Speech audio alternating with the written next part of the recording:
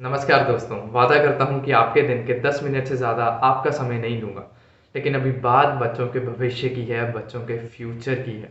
एक रिपोर्ट के अकॉर्डिंग, एक सर्वे के अकॉर्डिंग 2022 में over 2.5 million candidates JEE, NEET या सीयूईटी में अपेयर हुए, जो कि करीब करीब 25 लाख बन गया। सीयूईटी में भी करीब करीब 9.14 लाख रजिस्ट्रेशन हुई 2022 में। लेकिन आपको क्या लगता है दोस्तों कि इनमें से कितनों को एडमिशन मिलती होगी? हम ये सब जान सकते हैं कि बहुत ही कम परसेंटेज है जिनको सच में एडमिशन इसमें मिलती है, या बहुत ही कम परसेंटेज ऑफ स्टूडेंट्स है जिनको अच्छे कॉलेजेस मिल पाते हैं।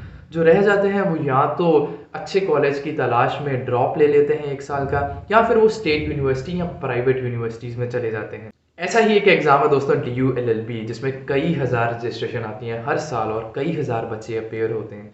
लेकिन कुल मिला के ओवरऑल सीट सिर्फ 3000 के आसपास ही हैं। बच्चे बहुत ज़्यादा मेहनत करते हैं to score good marks, to score good rank. लेकिन क्या हो अगर बहुत अच्छे मार्क्स आने पर भी आपकी एडमिशन ना हो रही हो? और कुछ ऐसा ही हो रहा है दोस्तों DU-LLB 2022 के एस्पिरेंट्स के साथ। क्लेम किया जा रहा है कि जो टॉप 25 में स्टूडेंट्स हैं उसमें से 8 एक ही सेंटर के हैं और अगले जो 7 हैं वो भी सेम सेंटर के हैं। इनफैक्ट ऐसा ही कुछ है टॉप 50 स्टूडेंट्स में भी देखा जा रहा है। आप एक बार उनके खुद के मुंह से ही सुन लें। 300 प्लस लाते थे, अचानक से 1 साल में इतने बच्चे कैसे इंटेलिजेंट हो गए कि 260 प्लस बच्चे, वो भी कुछ सेम सेंटर्स से दिख रहे हैं जो 300 प्लस लेकर के आ रहे हैं। एक कुछ मतलब लिस्ट है, देखिए जो मेरिट की लिस्ट आई उसमें हमने कुछ सेंटर्स ऐसे देखे जहां से सबसे ज्यादा टॉपर्स निकले हैं। और ये जितनी भी चीज़ें हैं दोस्तों, या प्रॉब्लम्स हैं, ये कोई नई प्रॉब्लम नहीं है। 2018 में एक मैनेजमेंट का एग्ज़ाम हुआ था CMAT, जिसमें से 17 आउट ऑफ टॉप 24 स्कोरर्स में से जो बच्चे 17 थे वो सेम सेंटर के थे। मैं सेंटर यहाँ पे जो वर्ड यूज़ कर रहा हूँ उसका मतलब ये है कि जहाँ पे बैठ के उन्होंने एग्ज़ाम दिया, जो एग्ज़ाम सेंटर थे उनके जिन्होंने कंडक्ट करवाया। ऐसे पंजाब में भी एक एग्ज़ाम हुआ था नायब तहसीलदार का, जिसमें भी ऐसी ही कुछ चीज़ें देखी गई। और यही सब चीज़ें DU-LLB के एस्पिरेंट्स के द्वारा भी कहना है। तो आपको क्या लगता है दोस्तों, प्रॉब्लम कहाँ आ रही है? पहले क्या होता था दोस्तों कि यूनिवर्सिटी कह लो या ऑर्गेनाइजेशन कह लो या बॉडी कह लो, वो खुद एग्ज़ाम्स कंडक्ट करवाती थी। जैसे एग्जांपल के तौर पे अभी हम DU की बात करें तो DU खुद एग्ज़ाम करवा रही है खुद का। उसमें भी बहुत सारी प्रॉब्लम्स आती थी।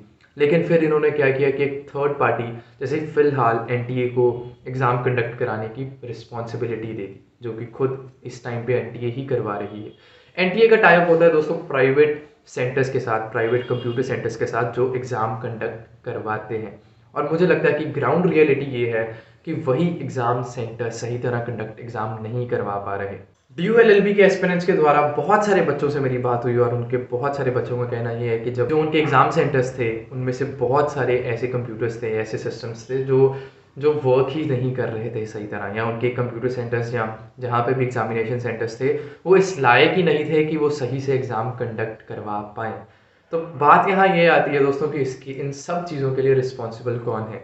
क्या वो बॉडी रिस्पॉन्सिबल है जो एग्ज़ाम कंडक्ट करवा रही है, या वो थर्ड पार्टी रिस्पॉन्सिबल है जिसके अंडर ये एग्ज़ाम हो रहा है? कईयों का तो ये भी कहना है दोस्तों कि इस एग्ज़ाम को लेके बहुत सारा स्कैम, बहुत सारा फ्रॉड, बहुत सारी करप्शन हुई है DU-LLB की सीट्स को लेके। अब क्योंकि दोस्तों DU-LLB में जो रजिस्टर करते हैं या अप्लाई करते हैं या कम्पीट करते हैं वो देश के कोने कोने से होते हैं। अब ये बच्चे सब स्कैटर्ड हैं, देश के कोने कोने में रहते हैं, तो सारे दिल्ली आके अपनी प्रॉब्लम नहीं बता सकते। और ये बहुत ही एक जेन्युइन सी प्रॉब्लम है, हर कोई दिल्ली आके नहीं बता सकता। जितने दिल्ली आ सकते थे वो बच्चे आए, उन्होंने एडमिनिस्ट्रेशन से बात की, अपनी बात रखी, इवन प्रोटेस्ट करने की भी कोशिश की अपनी बात रखने के लिए। सबसे हैरान करने वाली बात दोस्तों ये है कि जिस एग्ज़ाम में 300 प्लस जो स्कोर्स होते थे वो सिर्फ 20 से लेके 25 बच्चे या उसी के आसपास रहते थे, वो इस बार 250 प्लस बच्चों के मार्क्स आए। मतलब 250 प्लस बच्चों के मार्क्स 300 से भी ऊपर आए। और एग्ज़ाम इतना भी ईजी नहीं था कि हर बच्चा 300 से प्लस स्कोर कर पाए। कट ऑफ में बहुत बड़ा डिफरेंस आ रहा है। जो पिछले साल की इतने सालों की कट ऑफ आ रही थी, एकदम से वो कट ऑफ बहुत ज़्यादा हाई शूट कर चुकी है। और ट्रस्ट मी गाइस, कोई एग्ज़ाम कोई इतना इजी नहीं था कि हाँ भी द मूवमेंट ऐसे क्रैक कर लिए बच्चे और 300 प्लस मार्क्स स्कोर ले जाएं। कुछ भी ऐसा नहीं था। इनफैक्ट बच्चों का ये भी कहना है कि बहुत सारे बच्चे जो दिल्ली के हैं, दिल्ली में रहने वाले थे, वो एग्ज़ाम देने जम्मू गए थे। आप खुद ही एक बार उनसे सुन लें।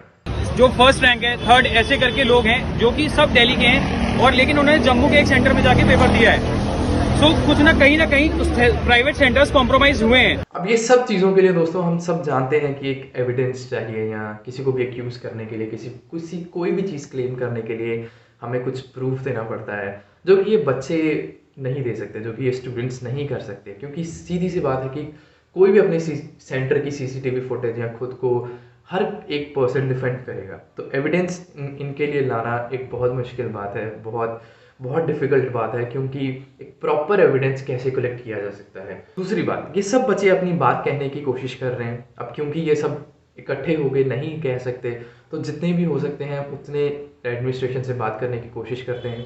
तो अब इन बच्चों की मांगों की बात कर लेते हैं। देखो, of course re examination possible नहीं है, और री एग्जामिनेशन ठीक भी नहीं रहेगा, मुझे ये मेरा पर्सनल व्यू है। और इनकी सबसे बड़ी मांग दोस्तों ये है कि एक इन्वेस्टिगेशन होनी चाहिए, एक इंक्वायरी होनी चाहिए इन सब चीज़ों को लेके। क्योंकि ऑल ओवर इंडिया में कहीं ना कहीं ऐसा ही सिनेरियो बनता जा रहा है, और इसे रोकने की ज़रूरत बहुत ज़्यादा है। क्योंकि हर एक बच्चा बहुत ज़्यादा मेहनत से एक कॉम्पिटिटिव एग्ज़ाम में बैठता है, बहुत उम्मीदें लेके बैठता है, और बहुत अच्छे कॉलेजेस की एक्सपेक्टेशन करता है। अगर यही सब चलता रहा तो वो सब चीज़ें ख़त्म हो जाएंगी, और बच्चों के ऊपर प्रेशर जो है वो ज़्यादा बढ़ता जाएगा। सो आर ओनली जो हमारा चाहिए हमें कि इंक्वायरी हो, और जो हम लोग की मेहनत है वो खराब ना हो, वेस्ट ना जाए। इन सब का सोल्यूशन दोस्तों मुझे यही लगता है कि एज अ जर्नल की बात करूँ तो इस सब चीज़ों को सही से एग्जामिन करना चाहिए, सही से सेंटर्स को अलॉट करना चाहिए, सही से चेकिंग होनी चाहिए सेंटर्स की, हर चीज़ होनी चाहिए।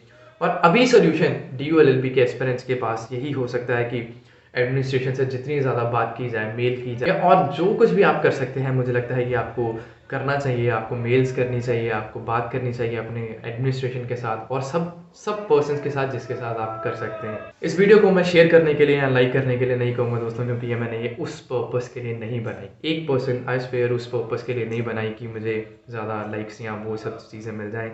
सब्सक्राइब करने के लिए भी नहीं कहूँगा, क्योंकि ये एक वीडियो और है, मैं ब्लॉग्स बनाता हूँ और ब्लॉग्स ही बनाता रहूँगा, उन सब में ज़रूर आपको सब्सक्राइब करने के लिए कहूँगा कि, लेकिन ये सिर्फ़ और सिर्फ वीडियो आप सब लोगों के लिए, आप सबकी आवाज़ आगे रखने के लिए। और इस वीडियो में जो भी बातें कही गई हैं वो बहुत सोच समझ के, बहुत सारी इन्फॉर्मेशन गैदर करके, बहुत सारी नॉलेज लेके फिर कही गई है। कोई भी आउट ऑफ द फ्लो बात कोई भी नहीं कही गई, कोई भी ऐसे ही क्लेम नहीं किया गया।